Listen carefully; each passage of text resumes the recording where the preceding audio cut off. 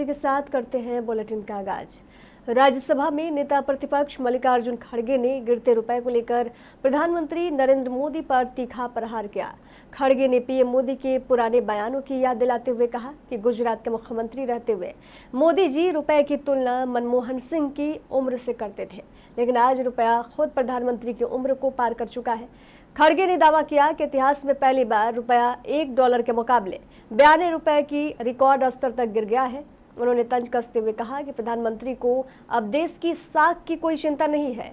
सदन में इस बयान के बाद सियासी पारा चढ़ गया है।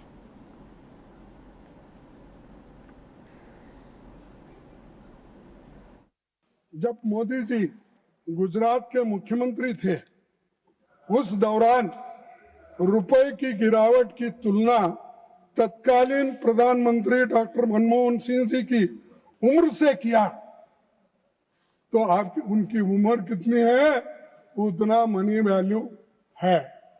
ऐसा विडंबना करके आपने उनको इंसल्ट करके बात करते थे जब आप चीफ मिनिस्टर ऑफ गुजरात थे।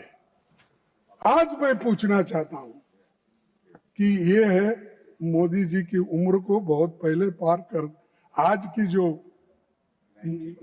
92 रुपीज है, ये तो मोदी जी के उम्र को पार करके चले गई। नहीं साहब, ये तो पार करके चले गई। और उस वक्त तो आप मनमोहन सिंह की बात करते थे और इसीलिए और उस वक्त ये भी आप कहते थे कि इतिहास के पहली बार $1.92 का हो गया है, पर मोदी जी को देश की इज्जत की कोई चिंता नहीं है। उस वक्त चिंता थी क्योंकि वो अपोजिशन में थे, उस वक्त चीफ मिनिस्टर थे, तो देश की इज्जत के बारे में बात करते। वे कहाँ गए आपने? जब जयपुर शहर शिक्षा अध्यक्ष अमित गोयल ने केंद्रीय बजट 2026 की सराहना करते हुए इसे विकसित भारत का ऐतिहासिक रोड मैप बताया है। गोयल ने कहा कि प्रधानमंत्री मोदी के नेतृत्व में ये बजट 10% जीडीपी वृद्धि और 4.3% राजकोषीय घाटे के लक्ष्य के साथ आर्थिक अनुशासन का बेजोड़ उदाहरण है। उन्होंने विशेष रूप से 7 नए हाई स्पीड रेल कॉरिडोर और बुनियादी ढांचे पर रिकॉर्ड निवेश को रोजगार सृजन के लिए क्रांतिकारी बताया है। गोयल के अनुसार टैक्स सुधारों और डिजिटल सिस्टम से व्यापारियों को सीधा लाभ मिलेगा। साथ ही आधुनिक सिंचाई और स्टार्टअप फंडिंग के जरिए किसान और युवा सशक्त होंगे। उन्होंने अंत में जोर दिया कि ये बजट 2047 तक भारत को समृद्ध बनाने की मजबूत नींव रखता है।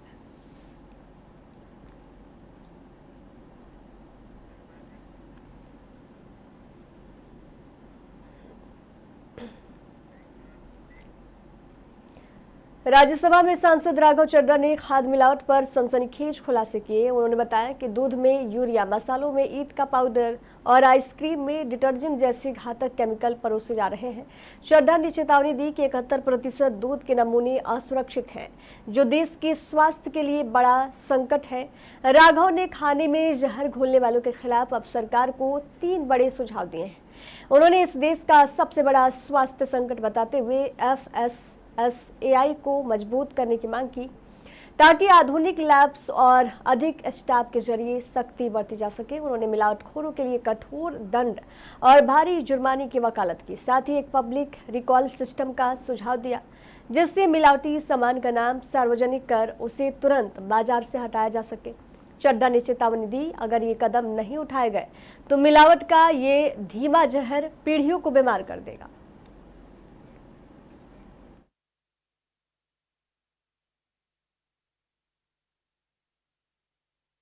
सर, आज मैं एक ऐसा मुद्दा उठाना चाहता हूं जो लोगों की सेहत से जुड़ा हुआ है। खाने में खतरनाक मिलावट का मुद्दा, फूड अडल्ट्रेशन का। सर, बाजार में प्योरिटी का लेबल लगाकर, फर्जी लेबल लगाकर खुलेआम जहर बेचा जा रहा है। दूध, मसाले, edible oils, package food, beverages, सब में unsafe additives, harmful chemical, high saturated fat, sugar और सॉल्ट डालकर मिसलीडिंग न्यूट्रिशनल क्लेम्स के साथ कि ये सेहत के लिए अच्छे हैं, एनर्जी बूस्टिंग है, बेचा जा रहा है। सर, हालात ये हैं कि आप दूध खरीदिए तो उसमें यूरिया मिलता है, सब्जियां खरीदे उसमें ऑक्सीटोसिन है, पनीर के अंदर स्टार्च और कॉस्टिक सोडा है, आइसक्रीम में डिटर्जेंट पाउडर मिलता है, फ्रूट जूस में सिंथेटिक फ्लेवर और आर्टिफिशियल कलर, एडिबल ऑयल में मशीन ऑयल, गरम मसालों में ईंट का पाउडर और लकड़ी का चूरा, चाय में सिंथेटिक कलर, चिकन और पोल्ट्री आइटम में एनाबॉलिक स्टेरॉइड्स, शहद में शुगर सिरप और येलो डाई, यहां तक कि देसी घी में जो मिठाई बननी चाहिए वो भी वेजिटेबल ऑयल और वनस्पति से बनती है।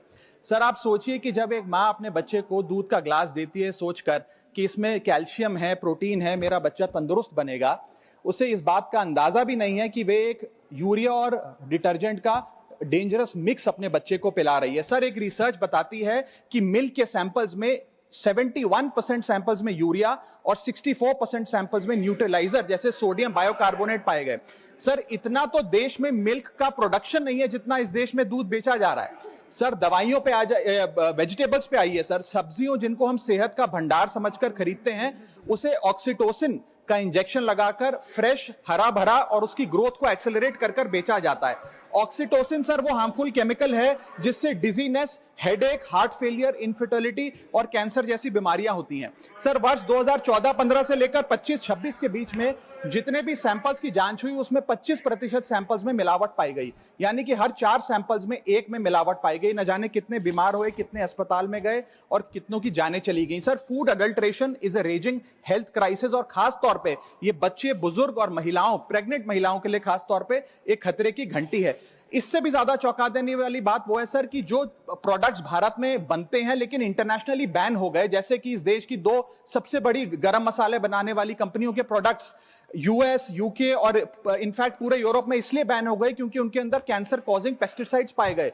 वो मसाले भी आज भारत में बेचे जाते हैं और धड़ाधड़ खरीदे जाते हैं। हम we are forced to consume those products. Sir हालात ये है कि और देशों के अंदर जिन फूड आइटम्स को पालतू जानवरों को भी नहीं खिलाया जाता वो हमारे देश में धड़ाधड़ ये कंपनियां बेच रही हैं। सर मैं इस संदर्भ में कुछ सुझाव लाया हूं। पहला सुझाव, FSSAI जो हमारा रेगुलेटर है उसे मजबूत करिए, एडुकेट मैन पावर दीजिए, एडुकेट लैब टेस्टिंग दीजिए। दूसरा, जो फाइन्स और पेनल्टीज हैं वो फाइनेंशियली मैनेजेबल है, उनको बढ़ाने की जरूरत है। थर्ड, पब्लिक रिकॉल मैकेनिज्म होना चाहिए। यदि किसी एक प्रोडक्ट में मिलावट पाई जाए तो उसको पब्लिकली नेम और शेम कर मार्केट से रिकॉल करें और मिसलीडिंग हेल्थ क्लेम्स की एडवर्टाइजमेंट बंद किया। बीजेपी के राष्ट्रीय अध्यक्ष नितिन नवीन ने तेलंगाना की कांग्रेस सरकार को आड़े हाथों लेते हुए गंभीर आरोप लगाए हैं। नवीन ने कहा कि कांग्रेस सरकार ने SC/ST बजट में भारी कटौती की, जबकि इसके विपरीत अल्पसंख्यक विभाग के बजट में वृद्धि की गई है। उन्होंने तीखा प्रहार करते हुए कहा कि ये कदम कांग्रेस की तुष्टीकरण की नीति का प्रमाण है। नितिन नवीन के अनुसार कांग्रेस पिछड़ों के हक को छीनकर केवल वोट बैंक की राजनीति कर रही है। बीजेपी अध्यक्ष तेलंगाना सरकार पर हमला बोलते हुए आगे कहा कि कांग्रेस जनता के हितों के बजाय केवल मुस्लिम वोट बैंक के लिए काम कर रही है। उन्होंने आरोप लगाया कि अल्पसंख्यकों को तवज्जो देना कांग्रेस की तुष्टीकरण की राजनीति का सबूत है। बीजेपी अध्यक्ष ये नहीं रुके। उन्होंने कहा कि तेलंगाना में पिछले 2 वर्षों में कई मंदिरों पर हुए हमले सनातन पर सीधा प्रहार है। कांग्रेस समझ ले कि सनातन भारत की पहचान और आत्मा है और इससे छेड़छाड़ हुई तो भाजपा कार्यकर्ता सड़क पर उतरेंगे और इसकी रक्षा के लिए हर कुर्बानी देंगे। यहाँ की सरकार का बजट जो SC/ST के लिए था उसको घटाने का काम किया और अल्पसंख्यक विभाग के बजट को बढ़ाने का काम यह स्पष्ट रूप से दिखाता है कि यहाँ के समाज के दलित पिछड़े के प्रति उनकी क्या सोच है, हमारे आदिवासी भाई बहनों के प्रति उनकी क्या सोच है। और चंद अल्पसंख्यक वोट के खातिर उन्होंने अपने सरकार के बजट को भी पलटने का काम किया है। इसका भी जवाब जनता देगी। हम सबको तैयारी करनी है मित्रों। जिस प्रकार से तेलंगाना में वक्फ बोर्ड के देश का सबसे अमीर वक्फ बोर्ड बनकर बैठा है, बड़े 77,000 एकड़ करीब जमीन उसके स्वामित्व में है, ये दर्शाता है कि किस प्रकार से समाज के लोगों का शोषण कर यहाँ की सरकार पूरी तरह से वक्फ बोर्ड को मजबूत करना चाहती है।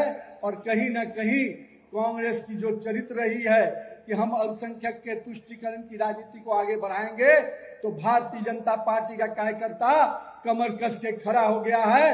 हम इसके खिलाफ आंदोलन आगे बढ़ाने को तैयार खड़े हैं। साथियों, तेलंगाना की राजनीति आज एक गंभीर मोड़ पे है कि यहाँ के मुख्यमंत्री तुष्टीकरण की राजनीति की पराकाष्ठा पर पहुंचे हुए हैं और उनका मकसद केवल समाज में तुष्टीकरण की राजनीति को आगे बढ़ाना है। उन्होंने तेलुगु लोगों को तेलुगु भाषा को और इसकी संस्कृति को लगातार दमन किया है। और कहीं न कहीं हम लोगों ने उनके उस बयान को भी देखा है जिसमें उन्होंने हमारे संस्कृति को, हमारी सनातनी परंपराओं को नष्ट करते हुए ये नारा दिया कि Congress is Muslim and Muslim is Congress. ये नारा कहीं ना कहीं शर्मसार करता है इस राज्य के मुख्यमंत्री के उस चरित्र को जिन्होंने इस प्रकार का बयान दिया और कहीं ना कहीं कांग्रेस की चरित्र को सामने किया कि कांग्रेस केवल और केवल मुस्लिम वोट बैंक की राजनीति के लिए आगे काम करती है, जनता के लिए नहीं। तेलुगु देशम और तेलुगु के जो लोग हैं, यहाँ के लोगों के प्रति उसकी कोई भावना नहीं है। हम लोगों ने देखा कि पिछले 2 सालों में हमारे कई मंदिरों को क्षतिग्रस्त करने का प्रयास किया गया, वहां पे हमला किया गया। मुझे जो जानकारी मिली, चेला में भीड़ के द्वारा हमला, मुठिया लंबा मंदिर पे तोड़फोड़ और गांधीनगर मंदिर को अपवित्र करने का जो प्रयास किया गया है, मैं स्पष्ट रूप से कांग्रेस के आकाओं को कहूंगा, सुन लो, सनातन भारत की परंपरा है, पहचान है, भारत की आत्मा है।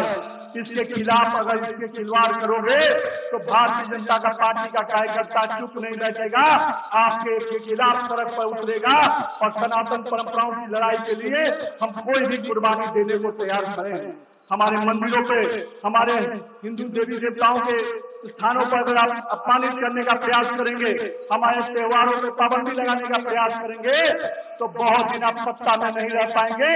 इस बात का मैं आपको चेतावनी देकर राज्यसभा में राष्ट्रीय लोक समता पार्टी के अध्यक्ष उपेंद्र कुशवाहा ने बिहार की राजधानी पटना का नाम बदलकर पाटलिपुत्र करने की मांग की।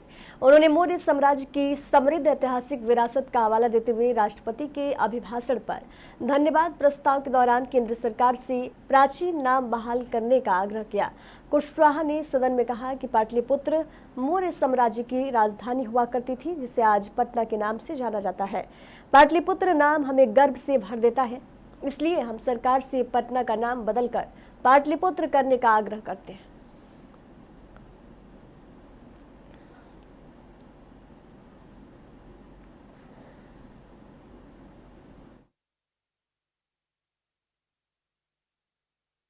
मौर्य काल का साम्राज्य चलता था, उसकी राजधानी पाटलिपुत्र हुआ करती थी, जो आज पटना के नाम से जाना जाता है। पाटलिपुत्र जब हम कहते हैं तो हमारा सीना चौड़ा होता है, हम गर्व महसूस करते हैं, हम प्राउड महसूस करते हैं। इसलिए हम सरकार से आग्रह करना चाहते हैं कि कालखंड में, कालांतर में, जो शुरुआत में उस समय साम्राज्य जब मौर्य का था, तब जो पाटलिपुत्र नाम से वह राजधानी जानी जाती थी, उस राजधानी का नाम बाद में पटना हो गया। पटना का नाम बदल करके फिर से पाटलिपुत्र किया जाना चाहिए। सरकार से को मैं यह सुझाव देना चाहता हूं। महोदय, यह संभव है, इसलिए भी संभव है कि देश में कई शहरों के, महानगरों के नाम बदले गए हैं, जिसमें कलकत्ता का नाम कोलकाता, उड़ीसा का नाम ओडिशा, बम्बई का नाम मुंबई जब हो सकता है तो पटना का नाम पाटलिपुत्र क्यों नहीं हो सकता है। इसलिए मैं सरकार से आग्रह करना चाहता हूं कि पटना का नाम पाटलिपुत्र किया जाए, ताकि अतीत का जो वह क्षण था उसको हम महसूस करें और उसको महसूस करते हुए हम नए भारत के निर्माण की ओर प्रस्थान करें। तो यह मैं सरकार से सुझाव। दिल्ली से खबर है, जहां सदर बाजार मार्केट के व्यापारियों ने प्रदर्शन किया और अवैध पटरी हटाओ दिल्ली बचाओ को लेकर प्रदर्शन किया। इस प्रदर्शन में व्यापारियों ने कहा कि सुप्रीम कोर्ट का आदेश है कि दिल्ली में अवैध पटरी नहीं लगेगी, लेकिन प्रशासन पर कोर्ट के आदेश का कोई असर नहीं है। व्यापारियों का कहना है कि हमने दिल्ली सरकार से भी शिकायत की है, दिल्ली पुलिस से भी शिकायत की, निगम के अधिकारियों को भी शिकायत दी, पर किसी पर भी शिकायतों का कोई असर नहीं है। जब कोर्ट के आदेश होने के बाद भी विभाग कदम नहीं उठा रहा है तो मजबूरन हमें अपना व्यापार बचाने के लिए आज प्रदर्शन करना ही पड़ा। और 12 फरवरी को दिल्ली के चांदनी चौक के टाउन हॉल को सभी व्यापारी और बड़ा प्रदर्शन करने जा रहे हैं। जब तक ये अवैध पटरी नहीं हटेगी तब तक हम प्रदर्शन करते रहेंगे। अब देखना होगा कितना असर होगा, ये तो आने वाला समय ही बताएगा।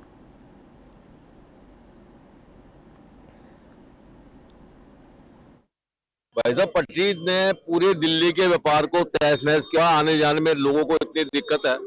आज किसी भी बाजार में आप चले जाओ, खाली सदर ही नहीं, आप चांदनी चौक, चावड़ी बाजार, किसी होलसेल मार्केट में जाइए, आपको दुकान तक पहुंचने में कितनी दिक्कतें परेशानी आती हैं, ये वो आने वाला ही जानता है। और आने जाने के रास्ते के बीच में पिक पॉकेटिंग होती है, बैग लिफ्टिंग होती है, और तरह के दिक्कतें हमारे को पेश आती है, हमारे व्यापारी को पेश आती हैं। हमारे दिल्ली का व्यापार धीरे धीरे उजड़ता जा रहा है। जो आज से 10 साल पहले दिल्ली का व्यापार था, मैं नहीं समझता आज उस पोजीशन में हम बैठे हैं। आज दुकान में लोग खाली बैठे दिखाई देते हैं, टाइम पास करते हैं। तो हमें अपने व्यापार को बचाना है तो इन पटरियों को हटवाना होगा। का विरोध आप लोग कर रहे हैं, क्या लगता है पटरियां वाकई में हटेंगी? देखिए, हटनी चाहिए। हम 2006 से हाई कोर्ट और सुप्रीम कोर्ट में मुकदमा लड़ रहे हैं, केस लड़ रहे हैं, और हाई कोर्ट और सुप्रीम कोर्ट की बिल्कुल स्पष्ट रूलिंग है एमसीडी कोर्ट दिल्ली को कि सदर बाजार non Hawking non distorting zone है, इसमें किसी भी तरीके की पटरी एनक्रोचमेंट होनी चाहिए। लेकिन हमने सभी पुलिस कमिश्नर्स को, एमसीडी कमिश्नर्स को, सभी नेताओं को, सभी पार्टियों के नेताओं तक को हमने सुप्रीम कोर्ट के और हाई कोर्ट के ऑर्डर दिए। अभी 2017 से हमारी एक मास्टर सिस्टर कंस है, उसने केस लड़ा हुआ है, उसके ऊपर हर ऑर्डर है कि कोर्ट पटरी किसी भी कीमत पर नहीं लगनी चाहिए। लेकिन होता क्या है कि जिस दिन कोर्ट की तारीख आती है उससे 3 दिन पहले पटरी हट जाती है और 4 दिनों से पटरी लग जाती है, एक्शन टेकर रिपोर्ट फाइल हो जाती है। आज हमारा पुरानी दिल्ली के सभी व्यापारी यहाँ उपस्थित हैं, अजय शर्मा जी, श्री भगवान मित्तल जी मर्केंटाइल एसोसिएशन से, और पुरानी दिल्ली के सभी एसोसिएशन के पदाधिकारी यहाँ मौजूद हैं। उनका एक ही मकसद है कि पूरे दिल्ली को पटरी मुक्त की जाए, सदर बाजार को पटरी मुक्त किया जाए, क्योंकि इससे बहुत सारे लॉ बिगड़ते हैं। महिलाओं के साथ ईपीजी, पॉकेटिंग, जितने भी क्राइम होते हैं वो पटरी से होते हैं, और पटरी पे कंट्रोल नहीं है। सुप्रीम कोर्ट, हाई कोर्ट की स्पष्ट रूलिंग है, और हम सभी डिपार्टमेंट को रूलिंग की कॉपी दे चुके हैं। अगर दोबारा मांगे फिर देंगे। हम लगातार अपने नेताओं से भी पूरे संपर्क में हैं कि वो आखिर क्या कर रहे हैं, एमएलए साहब क्या कर रहे हैं, एमपी साहब क्या कर रहे हैं, और हमारा डेलीगेशन उनसे भी मिल रहा है, और उनको भी हमने कोर्ट की कॉपी दी है। आखिर क्यों नहीं हो रहा सुप्रीम कोर्ट और हाई कोर्ट की रूलिंग? आखिर व्यापारी कहाँ आत्महत्या करे, कहाँ अपने विचार रखे ताकि अपनी हटे। ज्यादातर पटरियां जो लगी हुई हैं वो कहीं ना कहीं दुकानदारों की वजह। कानपुर से खबर है, जहां बजट 2026 के बाद कानपुर देहात में राजनीतिक हलचल तेज हो गई है। वहीं कैबिनेट मंत्री संजय निषाद ने प्रेस वार्ता कर बजट की प्राथमिकताएं गिनाई। वहीं निरीक्षण भवन में हुई प्रेस कॉन्फ्रेंस में विकास योजनाओं पर फोकस करने की बातें कही गई। इस दौरान मंत्री संजय निषाद बोले कि बजट 2026 जनहित और समावेशी विकास की दिशा में बड़ा कदम है। साथ ही किसानों की आय बढ़ाने और खेती को मजबूत करने पर सरकार का जोर है।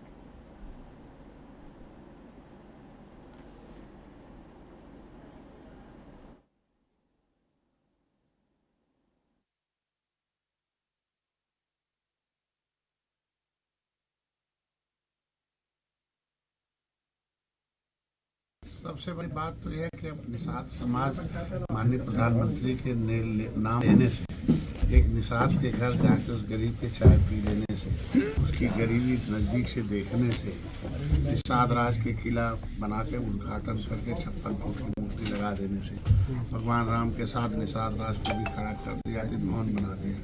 निषादों के बच्चों को पढ़ने के लिए फ्री में, इंटर में है तो बीए में तो 10,000, इंटर में हाई स्कूल में 10,000, इंटर में 20,000, बीए में 30,000, उसके ऊपर 50,000। उनके बच्चे की शादी के लिए उनके लिए फ्री का बीमा है, उनके लिए 5 इलाज अलग से आयुष्मान भारत के प्रधानमंत्री मत्स्य संपदा निषाद राज बोट योजना के माध्यम से मछुआ कल्याण कोष की स्थापना करके NFDB रजिस्ट्रेशन है, फ्री बीमा है, एक किसान क्रेडिट कार्ड है 4% ब्याज पर बिना किसी गारंटी के।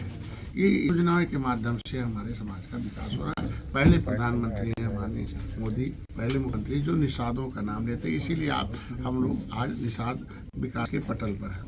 पिछली सरकारों ने 67 साल में केवल 3,000 करोड़ रुपए पूरे देश के मछुआरों के विकास के लिए। मेरी सरकार है, इस बजट से पहले 41,500 करोड़ रुपया और अभी 2,782 करोड़ रुपए के आसपास मछुआरों के हितों के लिए दिया उन्होंने।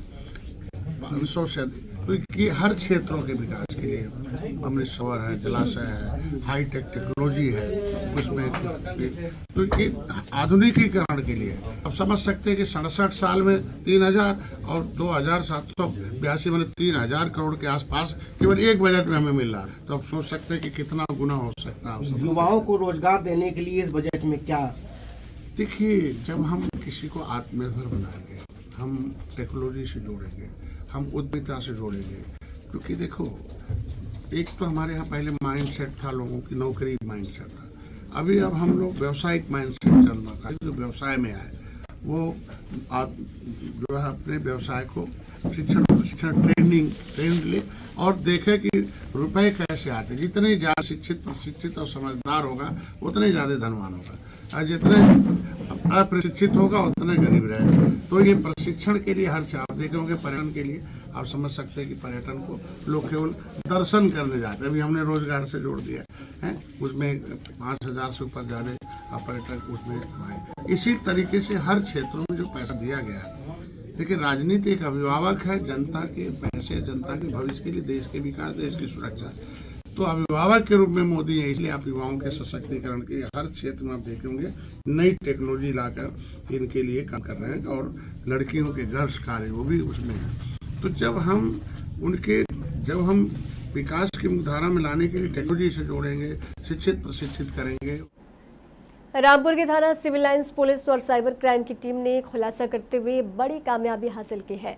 रामपुर पुलिस के अनुसार लगभग 10 से 15 शिकायतें लिखित में आई थी। उसके क्रम में रामपुर की साइबर क्राइम टीम और थाना सिविल लाइंस पुलिस ने शहर के 2 छोटे बड़े भाइयों को गिरफ्तार किया है, जबकि एक छोटा भाई इंटर पास बताया गया, दूसरा भाई बड़ा ग्रेजुएशन किया हुआ बताया गया है। पकड़े गए मुस्तफा पुत्र मुसव्वर निवासी घेर पालिका के पीछे थाना कोतवाली, दूसरा भाई साहिन पुत्र मुसव्वर खान निवासी खेर दरिया खान थाना कोतवाली नगर पालिका के पीछे रहने वाले बताए गए हैं।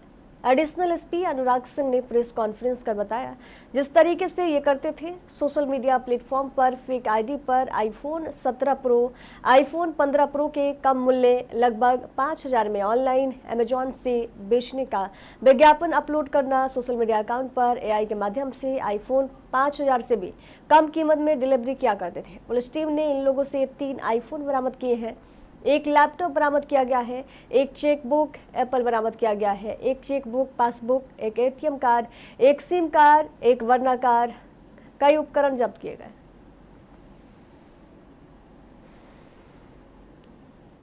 देखिए, जनपद के सिविल लाइन थाने की टीम और साइबर सेल की टीम को एक इनपुट प्राप्त हुआ था एक साइबर ठगी का, जिसमें कार्रवाई करते हुए 2 युवकों को गिरफ्तार किया गया। इनके पास से 3 आईफोन, एक एंड्रॉयड फ़ोन, एक मैकबुक, एक लैपटॉप, एक आईपैड और पासबुक, चेकबुक और एटीएम कार्ड, सिम कार्ड इत्यादि बरामद किया गया है। ये एक फर्जी आईडी बना करके इंस्टाग्राम पे लोगों को बेवकूफ़ बनाने का काम करते थे कि 3,000 से लेकर के 5,000 में आईफोन ले लें, और उसी में फेक ऑर्डर जनरेट करके इनसे पैसों की ठगी करते थे।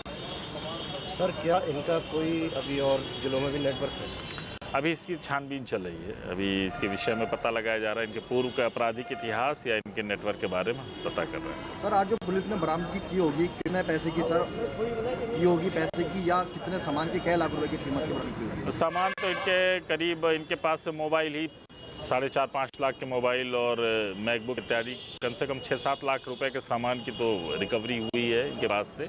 और इसके अलावा इनके एक क्रिप्टो करेंसी वॉलेट में भी करीब 80,000 रुपये, करीब $800 के आसपास था, उसको भी हम लोगों ने सीज किया है। अच्छा सर, ये वर्क कार से जो सर घूमते थे, पुलिस ने बरामद की है, तो सर क्या यहाँ से बाहर भी कहीं फ्रॉड काम करते थे या रामपुर में कहीं करते थे? ये ऑनलाइन माध्यम से ही ठगी का काम करते हैं, और बाकी अगर इनके कोई और नेटवर्क हैं तो उसको हम लोग तलाश करेंगे और उनको भी गिरफ्तार करेंगे। आज इन अपराधियों को साइबर सिटी गुरुग्राम में एक दिल दहला देने वाला मामला सामने आया है, जहां एक दोस्त ने ही दोस्त का इसलिए कत्ल कर दिया कि वे उसकी बहन को चाहने लगा था। बहन के प्रेमी को काम दिलवाने के बहाने गुरुग्राम बुलाया और शराब पिलाकर गला घोट दिया। शव को गंदे नाले में फेंक कर पहुंच गया। मृतकों के परिजनों के पास गुरुग्राम पुलिस के प्रवक्ता संदीप कुमार ने बताया कि 1 फरवरी को थाना राजेंद्र पार्क में एक व्यक्ति ने शिकायत दी कि उसका लड़का गांव की लड़की जुसान के पास काम के लिए गया था और घरवाले से बात भी की थी। उसके बाद उसकी अपने लड़की से बात नहीं हुई। जब उसने जिसान से बात की तो जिसान ने बताया कि सुहैब मुस्तफाबाद दिल्ली में काम करने की कह कर गया था, वापस नहीं लौट पाया। उन्होंने अपने लड़के की काफ़ी तलाश की, जो कहीं नहीं मिला, तो उन्होंने जिसान ने थाना आकर शिकायत दी। इस पर पुलिस ने मामला दर्ज कर तलाश शुरू कर दी।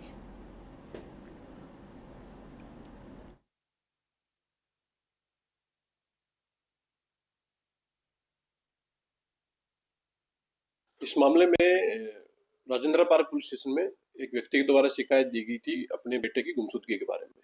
उन्होंने अपनी शिकायत में बताया था कि 23 तारीख को उनका लड़का यूपी से यहाँ आया था और उसका एक दोस्त है जिशान, जो गुड़गांव में काम करता है, तो उसके पास वो आया था और 25 तारीख को उनकी घर पे बात हुई। उसके बाद उनका लड़का गायब हो गया है।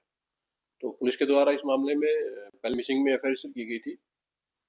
जो मृतक का दोस्त था जिशान, जो लगातार मृतक के परिवार के साथ में पुलिस के पास भी जा रहा था और बार बार पुलिस को गुमराह कर रहा था उसके बारे में, तो पुलिस के द्वारा जब सख्ती से उससे पूछताछ की गई तो उसने अपने दोस्त की हत्या को किया जाना स्वीकार किया है।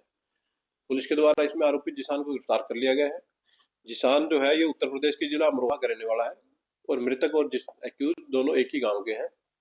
इंटेरोगेशन के दौरान इसने ऐसा बताया है कि इसको पता चला कि इसकी बहन के साथ में मृतक का कुछ संबंध था और इसी बात की रंजिश रखते हुए उसने एक प्लानिंग के तहत पहले उसको काम करने के लिए वहां से बुलाया और 24 और 25 तारीख को इसने मृतक को शराब पिला करके और गला घोट करके उसकी हत्या कर दी। बाद में उसकी डेड बॉडी को डिस्ट्रॉय करने के लिए इसने एक नाले में डेड बॉडी को फेंक दिया। पुलिस के द्वारा इसकी निशानदेही के ऊपर डेड बॉडी को रिकवर किया जा चुका है। एक्यूज को अरेस्ट कर लिया गया है, कोर्ट में प्रोड्यूस करके उसकी पुलिस कस्टडी ली गई है। अपर पुलिस अधीक्षक रामपुर द्वारा पतंग माझी के संबंध में व्यापारियों के साथ की गई गोष्ठी आज दिनांक 4/2/2026 को अपर पुलिस अधीक्षक रामपुर द्वारा थाना कोतवाली परिसर में पतंग की माझे, विशेषकर चाइनीज नायलॉन माझा के उपयोग, बिक्री और उससे होने वाली दुर्घटनाओं की रोकथाम के उद्देश्य से व्यापारियों के साथ एक गोष्ठी आयोजित की गई। गोष्ठी के दौरान अपर पुलिस अधीक्षक रामपुर द्वारा उपस्थित व्यापारियों को स्पष्ट रूप से अवगत कराया कि प्रतिबंधित पतंग माझे का निर्माण, भंडारण, विक्रय और उपयोग अवैध है। चाइनीज नायलॉन मांझे से आमजन, विशेषकर दोपहिया वाहन चालकों, बच्चों और पक्षियों को गंभीर चोटें लगने की घटनाएं सामने आती रही है। प्रतिबंधित मांझे की बिक्री अथवा भंडारण पाए जाने पर संबंधित के विरुद्ध विधिक कार्रवाई सुनिश्चित की जाएगी और जनपद रामपुर को चाइनीज नायलॉन मांझा मुक्त बनाने के लिए उपस्थित व्यापारियों से सहयोग की अपील की गई।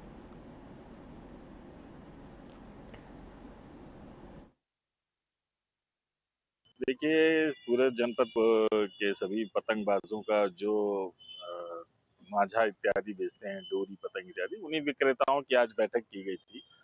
सभी से चाइनीज माझे के प्रति जागरूक रहने की और यदि कहीं कोई बिक्री हो रही है या कोई अवैध रूप से मंगा रहा है तो उस बारे में जानकारी प्राप्त करने के लिए मीटिंग बुलाई गई।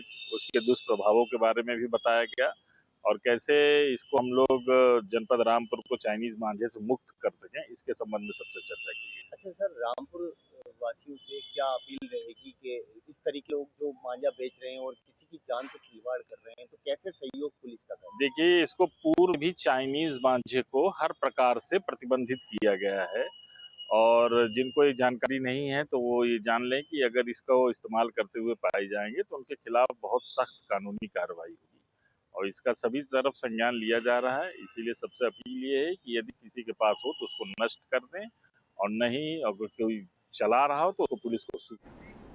रामपुर से खबर है, जहां जिलाधिकारी के निर्देश पर बना आयुष्मान कार्ड बनाया गया जिसे हरकिशोर और राधा देवी को सौंपा गया। निःशुल्क उपचार का अधिकार जनता दर्शन कार्यक्रम के दौरान कलेक्ट्रेट सभागार में विगत दिवसों में तहसील शाहाबाद के ग्राम करैती निवासी हरकिशोर और उनकी भाभी श्रीमती राधा देवी द्वारा जिलाधिकारी को अवगत कराया गया था कि वे आर्थिक रूप से कमजोर होने के कारण अपनी समुचित इलाज के लिए आयुष्मान कार्ड बनवाने में असमर्थ हैं तथा उन्हें इस योजना का लाभ आवश्यक है। जन समस्याओं के प्रति संवेदनशील दृष्टिकोण अपनाते हुए जिलाधिकारी द्वारा प्रकरण को गंभीरता से लिया गया और संबंधित अधिकारियों को तत्काल आवश्यक कार्रवाई करते हुए पात्र लाभार्थियों का आयुष्मान कार्ड बनाए जाने के निर्देश दिए गए थे। जिलाधिकारी ने बताया कि आयुष्मान भारत योजना के अंतर्गत पात्र लाभार्थियों को प्रति परिवार प्रतिवर्ष 5 लाख रुपए तक का निःशुल्क इलाज सूचीबद्ध सरकारी और निजी अस्पतालों में उपलब्ध कराया जाता है, जिससे गरीब और जरूरतमंद परिवारों को गंभीर बीमारियों के इलाज में आर्थिक संबल प्राप्त होता है।